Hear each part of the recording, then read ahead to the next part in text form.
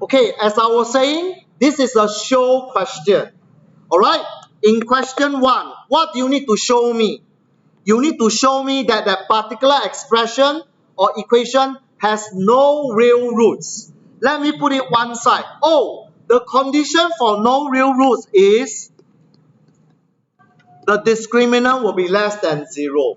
Okay, so take note, this must be your final step. This is the final step you're supposed to achieve. Apparently, the textbook question is different from the ebook I have.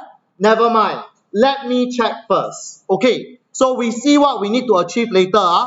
Anyway, whether how many roots you have 2 roots, you have equal roots, you have no roots, I start with the discriminant. So that's what I'm going to do first. I'm going to start with my discriminant, but I'm going to find out what is the value of my discriminant. Okay, after I input the ABC, let me simplify the discriminant now. Remember, our favorite thing this year is factorize.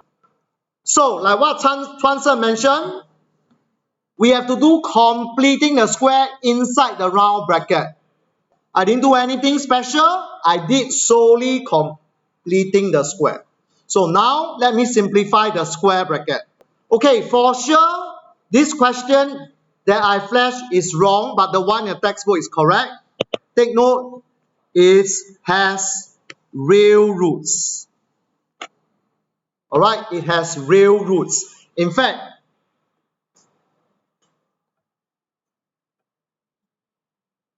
okay, it's very clear cut. Once you have done completing the square, alright, 395 is definitely going to be positive. No need to write this, I'm just showing you. And this completing the square term, because it's a bracket square, is confirmed positive. What does this mean? This means that whatever I've just done for b square minus 4ac is greater than 0. So I can conclude b square minus 4ac is greater than 0. So by right, this will give me 2 distinct roots.